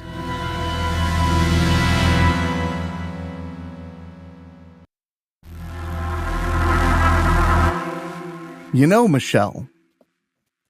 No. In Soviet Russia, space explores you. Huh? Yeah. What the country? So I found this article about supposed Soviet space kind of conspiracies, myths, urban legends, whatever you want to call it. And I love diving into Cold War era mythology because things were so tense and mysterious and secretive back then. Mm-hmm. Yeah. And also because the Soviets did all kinds of weird things because they were just weird. Yeah. You know, I mean, we did weird things in America too. It's just like, but they were very much, you know, like hold my Schlitz or whatever, you know, like they wanted to do even weirder stuff. So I found this article. It's from a website called letsgetoffThisRockAlready.com. So I'm guessing that they mostly cover space related things. Maybe, or they want to die. I'm not really sure. I mean, they're all good. Yeah, they're all good. So the article starts with talking about the first space launch from the Soviet Union. Yuri Gagarin is recognized as the first human to leave Earth, having undertaken a world historic single-orbit spaceflight on April 12, 1961. This was the culmination of numerous unmanned test launches, which, after several failures and the deaths of considerable numbers of dogs, had ironed out flaws in the one-man Vostok spacecraft. Yeah, the Soviets sent dogs into space. That was their thing. I know. It just makes me sad because the dogs can't consent. Yeah. I don't know. Have you ever met a golden retriever? I think they want to go to space. They're like, that'd be so cool. Then they're all alone, though. No, that's not cool. Yeah. No. Actually, I don't want to get really sad by thinking about the dogs in the spacecraft. Yeah, you really don't want to think about it. Yeah. No, I really don't. Yeah. No. Because then I'll think about the gulags, and then I'll just literally be Pinochet. Uh-huh. Only once the dogs started reliably coming back in one piece did Soviet leadership feel ready to risk the life of a pilot. But what if they actually jumped the gun? What if there was someone else before Gagarin, an unfortunate soul who went up there and never came back alive? Wow. What if there was, amid the immense secrecy of the Soviet space program, which waited to announce Gagarin's flight until after he was safely in orbit? Mm-hmm. That's a really good point. Mm-hmm. It wasn't out of the question, and rumors began circulating even back then. Wow. That's a really good point. They would very likely hide failures, especially ones that resulted in cosmonauts' deaths. Yeah, absolutely. Yeah. Man, I'm getting goosebumps, actually. I've never heard of this before. In 1959, claims surfaced in the West that Russians had been unsuccessfully sending cosmonauts aboard suborbital rockets. According to an unnamed intelligence source in Czechoslovakia, repeated second and third hand in various newspapers, such as the Gadsden Times, there were 4 launches from a complex near the Iranian border, all of which failed when the astronauts vanished into space. Uh-oh. Ooh. No less a personality than rocket theorist Hermann Oberth gave voice to the rumors, but the alleged Czechoslovakian source was never identified, nor did any further information come to light over the following decades. We do know, however, that after World War II, the Soviets were considering very similar missions using the German V-2 missile, which might have seen a Russian short hop into space as early as 1948. It's an interesting point, too. Yeah. The next claim appeared in 1960 when Robert Heinlein, everything comes back to Robert Heinlein. It's Rachel's favorite author. My buddy Heaton was talking about him a ton. He wrote many, many books, including Starship Troopers. Oh, okay. When Heinlein was traveling through the USSR on May 15th in Vilnius, Red Army cadets told him that their country had just launched a human into space. And indeed, that day had seen the launch of Korbel Sputnik 1, the first Vostok test flights, which failed to return to Earth after a retro rocket malfunction sent it into higher orbit. Oh, damn. Heinlein suspected the officially unnamed mission had in fact carried a pilot aboard. The poor soul would have died only a few days after launch when his life support inevitably ran out. Oh. He would have remained up there until his ship naturally deorbited in 1962. That's sad. I don't know. This is kind of far-fetched. I mean, when would the Soviet Union have ever put somebody in a position where they would literally die? Yeah, they're good. I don't think they would do anything like that. Yeah, I mean, maybe they'd shoot you, but they'd never just put you in a situation where you definitely die without any more interference. Not at all. Not in like Siberia or anywhere. They would never do that. No, they're good. They do fine. Yeah. So this next one, Vladimir Ilyushin was one of the Soviet Union's most renowned test pilots. He was so skilled, in fact, that he once seized up a plane's computer by flying too precisely. Oh, wow. Good for him. That's epic. Yeah. Such was his reputation that the military entrusted him with the maiden flights of an entire generation of aircraft, from interceptors to tactical bombers, and perhaps that of the Vostok space capsule, beating Yuri Gagarin by a mere 5 days. This conspiracy theory originated with an article in the British communist newspaper The Daily Worker, published April 10th, 1961. Its author, Dennis Ogden, claimed that Ilyushin had flown into orbit on April 7th, sustaining serious injuries in the process. Injuries which were covered up by an official announcement that he had been in a car crash.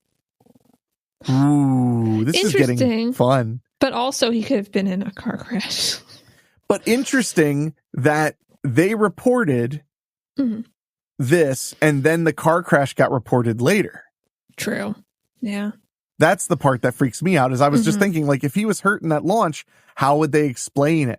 And they had an immediate explanation, which makes me even more worried that they may have been lying. I think if I got hurt in flying in the space a lot, I would want a different story than in a car crash. I was honestly just impressed he didn't just die. Yeah, me too. Because, the classic Russian thing would be like, oh yeah, he was taking a flight over Siberia and just crashed somewhere. We don't know where. It's too big. Yeah, that's like the Russian thing to say, is like, oh, he was on a plane and we don't know what happened to it. Too much land to cover. Wow. Other outlets soon picked up on this theme, triggering a small frenzy of speculation. U.S. News and World Report claimed that Gagarin had never flown in space at all, being used only as a public-facing prop to cover for the wounded Ilyushin. Oh, I guess that the conspiracy there is that Gagarin didn't go up, Ilyushin did, but the landing was violent and hurt him. Right. And they wanted to cover up that the latter half was botched. Right. So they were like, look at this fully intact guy. He's doing great. Yeah, weren't you just in space? Yes, I was just in space. Well, you've heard the rumors of, obviously, of the moon landing being faked. I'm sure you've heard the conspiracy theories about that, right? Yeah. One of the, what was it? Was it one of the conspiracies was that they had everything ready to fake the moon landing just in case the astronauts died or didn't succeed. Or no, I think the conspiracy was that they had faked it with the astronauts just in case. Okay. They couldn't make it to the moon for some reason, so that they could depict them on the moon, even if they ended up just going around it, which they'd done before already. Right. There are a bunch of myths like that. I mean, I could see that, though, being like, yeah, we should probably just in case y'all die or something. Yeah, just in case, because we got to beat those commies. Yeah. A 1999 documentary, The Cosmonaut Cover-Up, articulated what came to be the standard version of Ilyushin's claim, of the Ilyushin claims. The mission was said to have launched on April 7th, as the Daily Worker originally reported. Ilyushin took off without incident and orbited the Earth 3 times, only to lose contact with ground control on the third pass. And after an emergency firing of retro rockets, he made a hard landing thousands of kilometers off course within Chinese territory. Shared communist ideology notwithstanding, the Soviet Union and Red China were not friends at the time. Aww. Ilyushin was held captive for more than a year until the Soviets secretly negotiated his release. Meanwhile, Gagarin had become the face of the Soviet space program, falsely trumpeted as a pioneer to spare his country the humiliation of a rocky first spaceflight. Gagarin's death oh boy, it gets more Soviet Union the more you read. Gagarin's death in 1968 during a training accident was just part of the cover-up. Of course he died while working for the government in like an innocuous, embarrassing thing. Yeah. Oh, the training accident killed him. Oh man, this is getting hefty, man. And I'm not a big conspiracy theory person, but this is getting deep, and we're going to get even deeper right after this.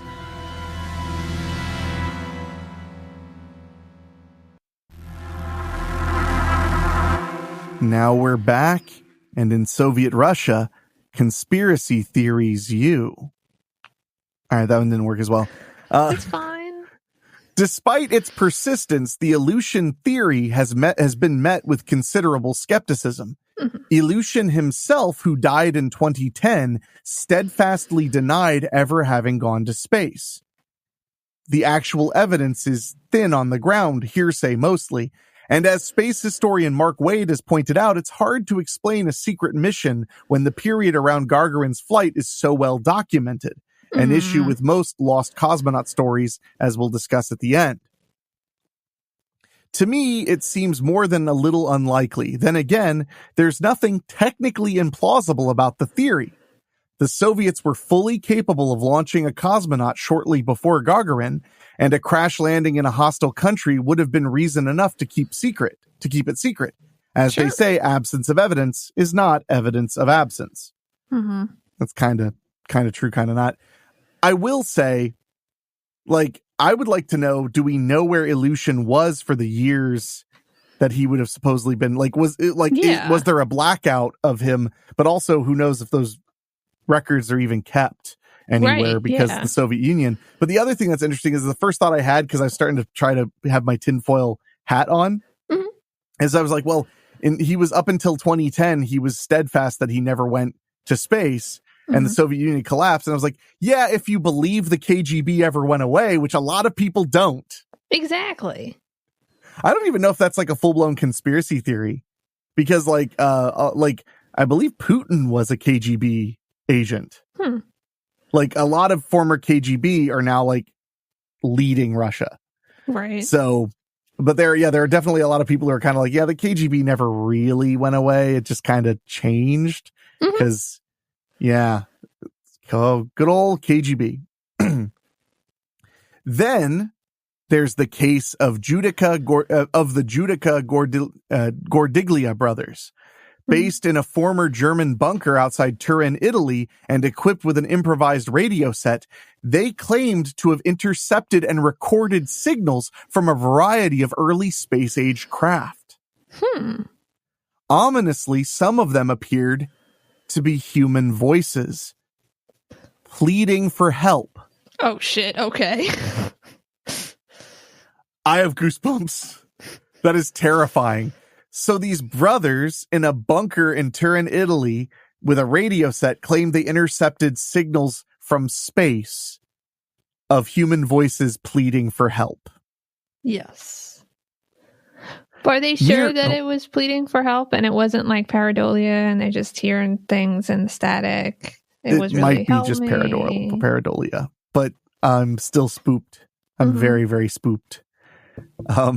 Mere weeks before Vostok 1, they picked up a transmission from a female cosmonaut. Oh, crap. They have a quote. Like, it says, I can see a flame.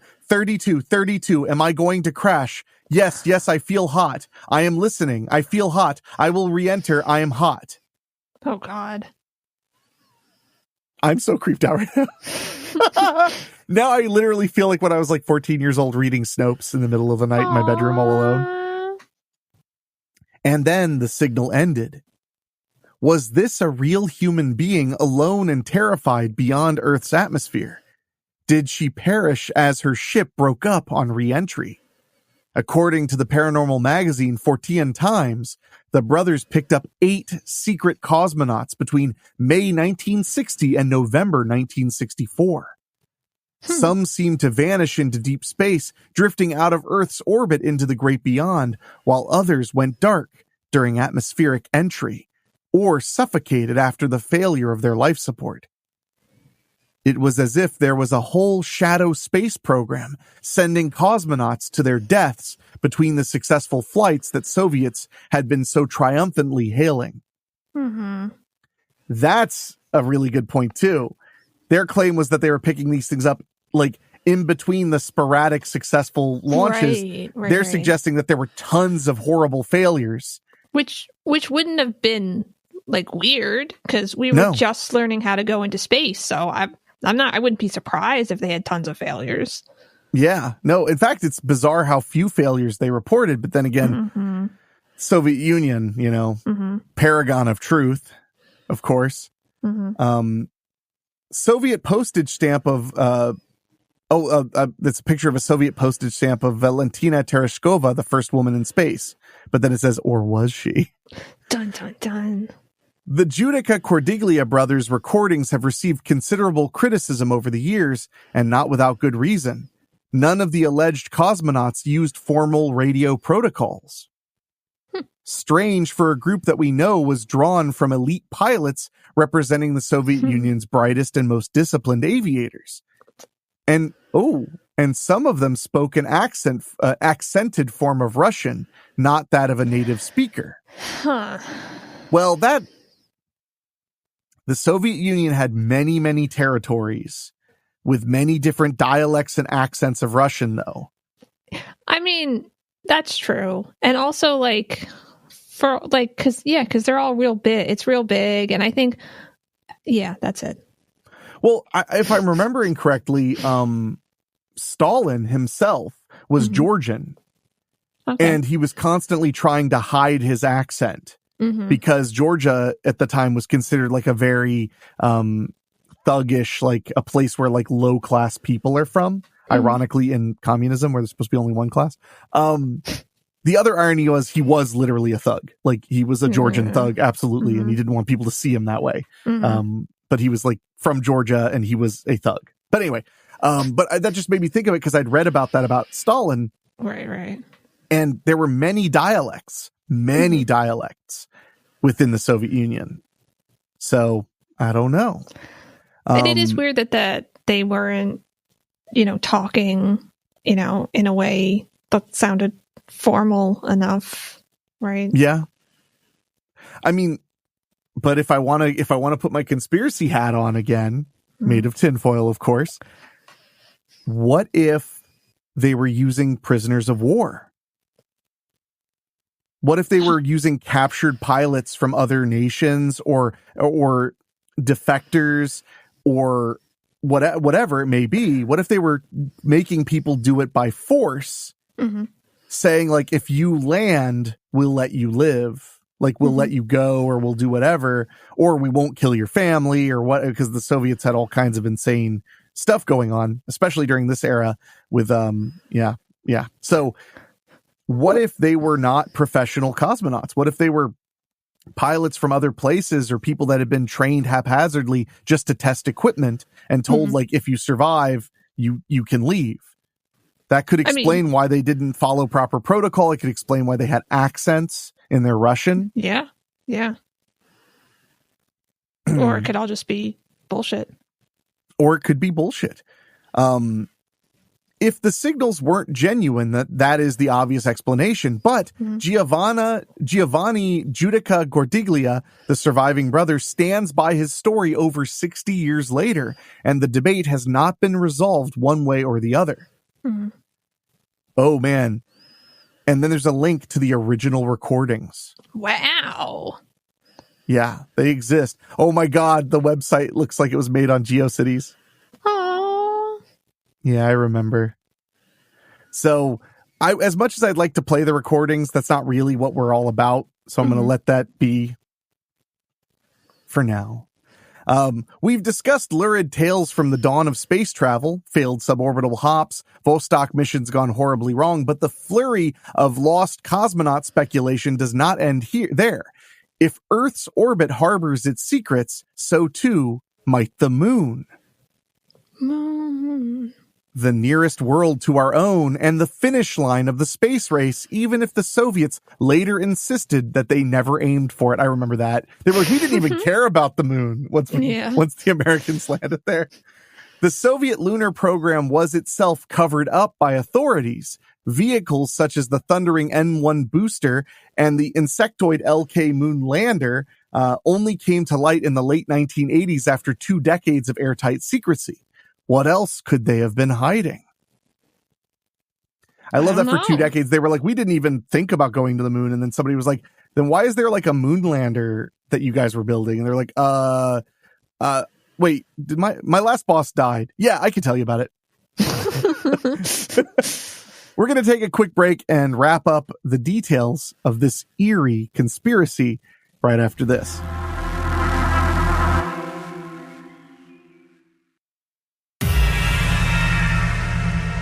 While we were on break, I did take a look at those recordings we talked about. They're pretty rough to listen to. You can find them with a really easy Google search of like lost cosmonaut sounds, but it's just muffled screaming and airplane sounds. But the thing that creeped me out was it sounded very similar to the quality of the sounds they got from actual Sputnik. Mm-hmm. Because they had a microphone in Sputnik so they could hear the dog's heart beating to confirm it was alive. Yeah. What? Soviet Union, man. What do you want? Oh. You think that's bad? You should see how they treated like people from Serbia. Oh. So about referring to the moon, to the race for the moon, none of that, however, has stopped speculation that the Soviets secretly landed humans on the moon, or at least launched them in that direction.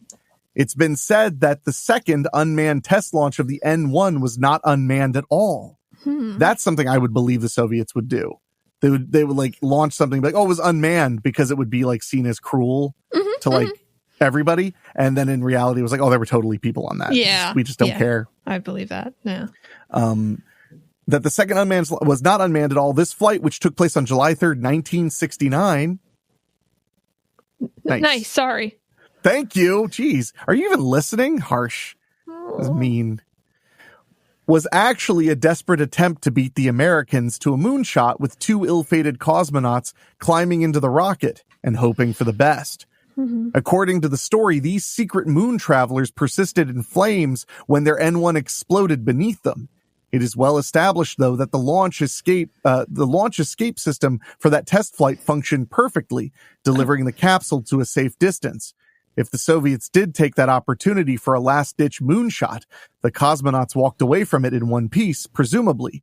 They were then sworn to secrecy, and the whole embarrassing episode was swept under the rug. That's a really nice way to say it, instead of that they would just shoot them, like, immediately. Oh, I was hoping that they would say, shh, and then they just go home and live nice lives with their families. Yeah, aw, okay, I like that version more. Another story comes from the Russians themselves. Oh. In the early 1970s, rumors went around Moscow that the Lunokhod rovers were not remotely piloted from Earth, as the government claimed, but driven by very small KGB agents who had been sent to the moon on a suicide mission. Wow. Apparently, the poor state of Soviet electronics left no other explanation. This one is ridiculous on the face of it. There was no way a washtub-sized Lunokhod could have supported a man for months on end, but to be fair, one-way moon missions have been proposed before. That's creepy. Yeah, apparently there's a whole article about a plan to go to the moon and not be able to come back. They had made discussions about that before. But they get to live there, right? They don't have to die. In theory. They get to live there, yes. For a long time, and then they die of old age. A long time by moon standards could be 5 or 6 minutes. And there are even weirder claims out there, such as the assertion that Soviet cosmonaut Alexei Leonov flew to the moon in total secrecy aboard an American spacecraft as part of a joint U.S.-Soviet Apollo mission dispatched to investigate a crashed alien starship. Whoa. So we came together. Which, hear me out, if we found like a spaceship, like a giant alien spaceship during the height of the Cold War, we would want to ally with each other in case there was like an Earth destroying force. Yeah. Yeah. I would actually buy that they would be like, let's look at this together because like we have all of the nukes, both of us. Yeah. And apart we will certainly fall. Yeah. I could totally see that. Actually, I just watched the movie The Gorge, which is basically about something kind of like that, but not exactly, where there's a tower on either side of this mysterious gorge, and one is run by the Eastern world, and the other is run by the American side, basically. The Western world. It's really good. It's also a love story, and I thought they did a nice job with it. Anyway, it's on Apple Plus, Apple TV, or whatever the hell. Anyway.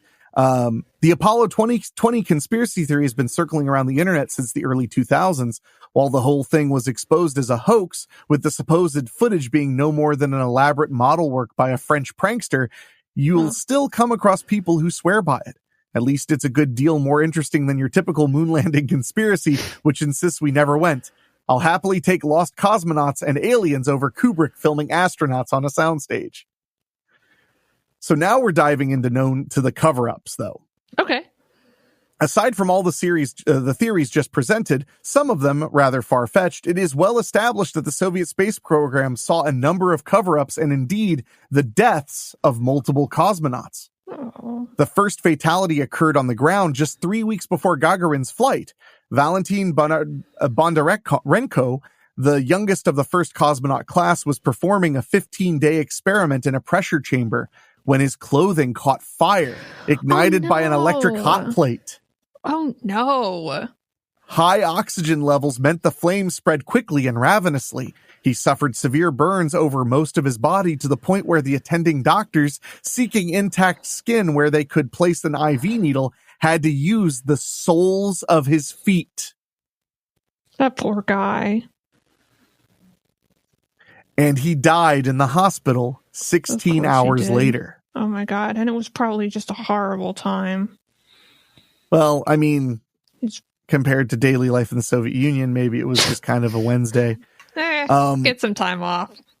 Bondarenko's death remained a tightly guarded secret for more than 2 decades until a liberalizing Soviet government finally admitted the truth. Bondarenko was not the only cosmonaut to be wiped from history. The vanishing cosmonaut is not, note the two, there's a photo they're showing. Note the two in the photo above. The other man, Grigory Nelyubov, who got into a drunken brawl and disgraced the program. Naturally, the Soviets tried to save face by pretending he had never existed. According to a 2011 expose in Wired, this was a widespread practice in the Soviet space program, though investigations into the missing cosmonauts have revealed that they were discharged for mundane reasons, such as bad behavior, medical problems, and the like. But the highest profile cosmonaut death in the space race days was that of Vladimir Komarov, who flew aboard the first mission of the Soyuz capsule on April 23, 1967. Soyuz 1 was a disaster even before it took off. Despite warnings that the spacecraft wasn't ready, party leaders pressed ahead with a launch in time for the anniversary of Lenin's birthday. Of course they did. Of course they did. Lenin was dead. It was fine. You could just do it like most people's birthdays. Like, oh, my birthday's on a Wednesday. Let's do it on Saturday. They could have just pulled one of those. Yeah.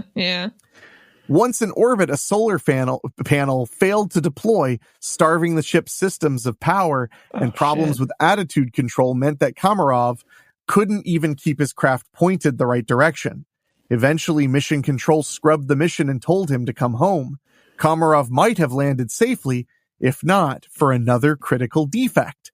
The drogue parachute got tangled with the main parachute, keeping it from deploying, and his capsule slammed at full speed into the Russian steppe. Oh, fuck. Wow. And there's actually a memorial on the moon that Apollo 15 left commemorating Komarov as one of the people who died, alongside 5 other cosmonauts and 8 astronauts who gave their lives in pursuit of space travel. Well, that was nice of us to like include the Russians, even though they came in second place. Also, it's nice, but no one can see it because it's on the moon. Ooh, you're one of those people. Okay. Yeah, there's nobody on the moon. No. Komarov's flight was widely known at the time. He was not a lost cosmonaut. Nevertheless, the Soviet government was not forthcoming with details, and they released a polished statement for the public, lauding him as a hero and burying him in the Kremlin wall. They did everything they could to hide the string of oversights, design flaws, and general negligence that had led to his death. Yeah. The prestige of the Soviet Union could not be tarnished. One suspects that if they'd had a chance at concealing the accident altogether, they might have. Sure. So we're like really close to the end. So we're going to take a break and we'll wrap this up. And then we're pretty much all set here at Monthly Spooky right after this.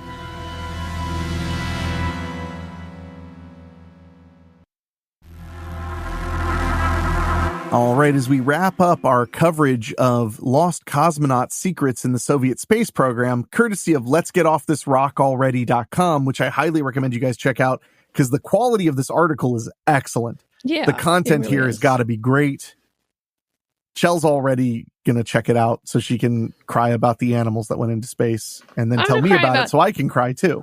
I'm going to cry about everyone who went into space, not just you haven't animals. Yet. I know. I'm sorry. Wow. A few years back on Ancient Aliens, the show presented outlandish claims of alien incursions, lost continents, secret messages encoded in history. And while pretty clearly nonsense, there was a certain draw. However, there are many holes to be poked in the theories. It was exciting to live in a world, where unknown otherworldly forces lurked behind mundane events. Lost cosmonaut stories scratch a similar itch. And then the author says, I'm a sucker for mystery in general and tales of doomed Soviet space missions in particular. It's such a fascinating image.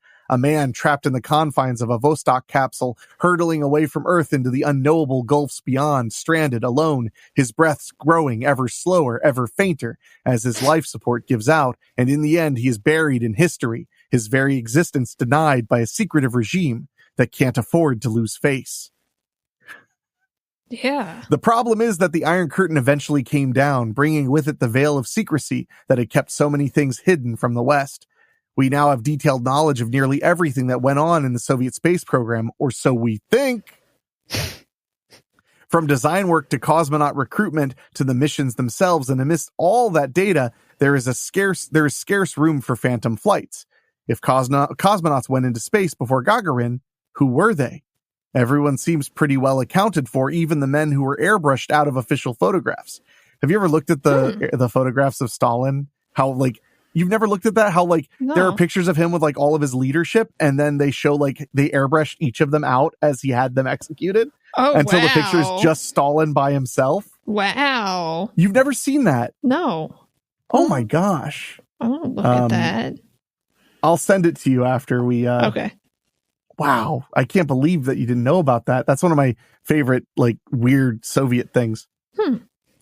Let's see. Even the men who were airbrushed out of the photographs. The Vladimir Ilyushin story at least names a known individual who could plausibly have been chosen to go into space, but there's still no real evidence linking him to the cosmonaut program, nor did the U.S. or any other nations track his alleged launch. And the moonshot allegations are dreadfully thin, as tantalizing a prospect as they might present. My view is that the actual facts of the human space travel line up pretty well with the accepted narrative, despite the stories, and in one case, radio recordings. Space history has few holes large enough to fit a lost cosmonaut. I could be wrong, of course. The truth has a way of being more surprising than expected, but the genre of lost cosmonaut theories is by and large a mirage, best as creepy tales to tell around a campfire.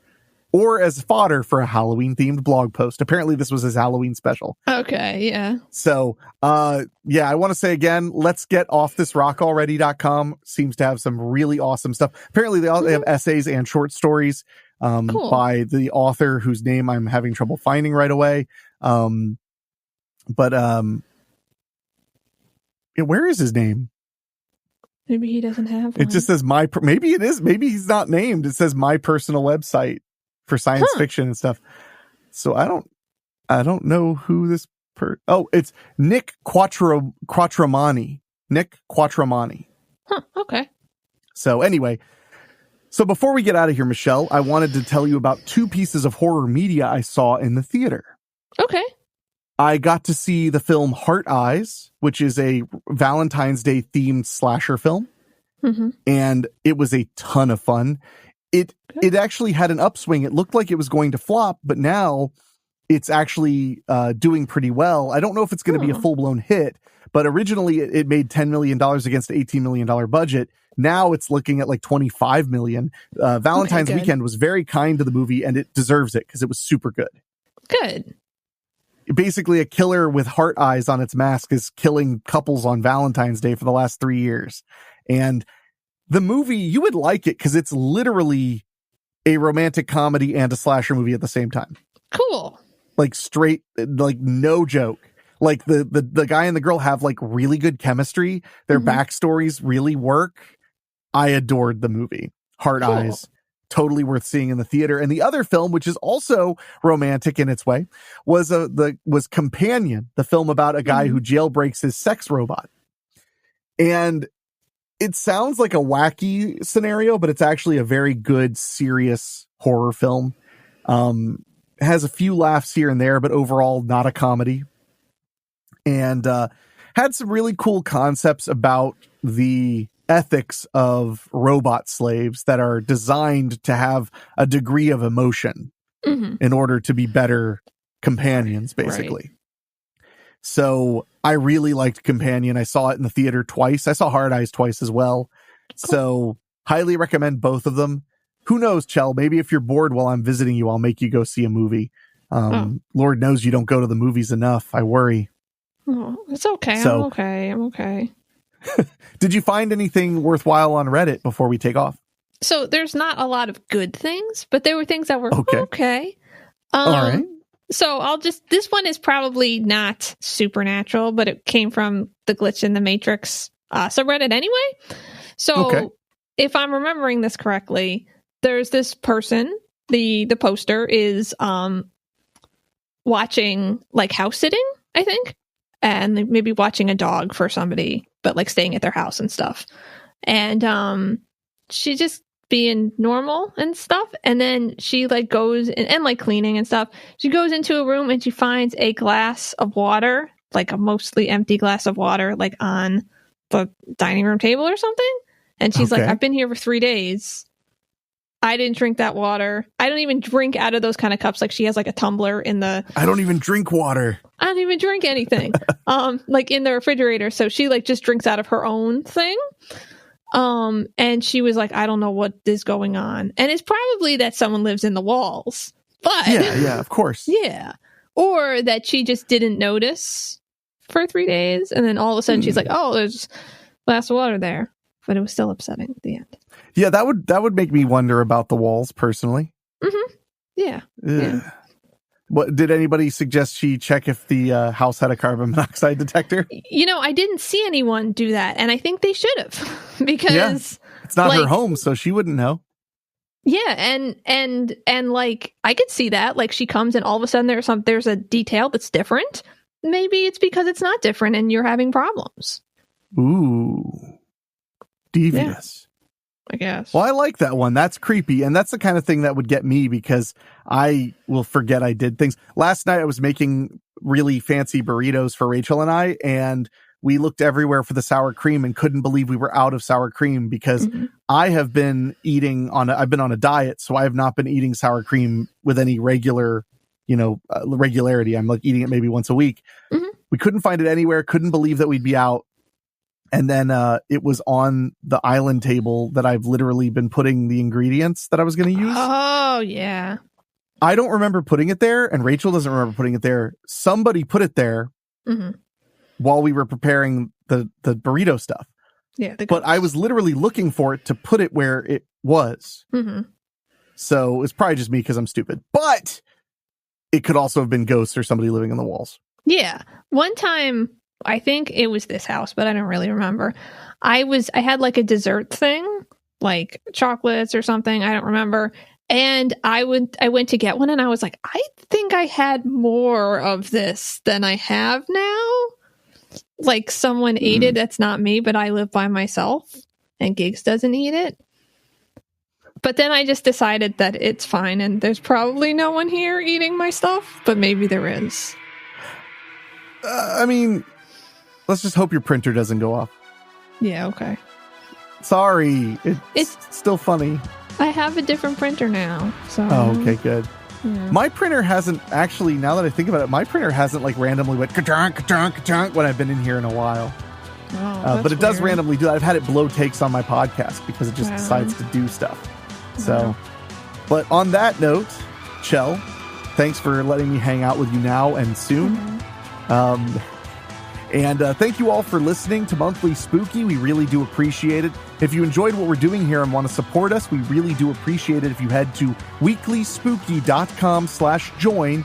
For as little as $1 a month, you get 2 bonus episodes, 4 years worth of creepypasta readings and audiobooks, as well as so much more at weeklyspooky.com/join. And if you want to write into us, send us an email at weeklyspooky@gmail.com. We would absolutely love to hear from you. So now, as is tradition, Michelle, you have the final word. And it better not be a yawn. Oh, God. Why would you do that? It was a yawn.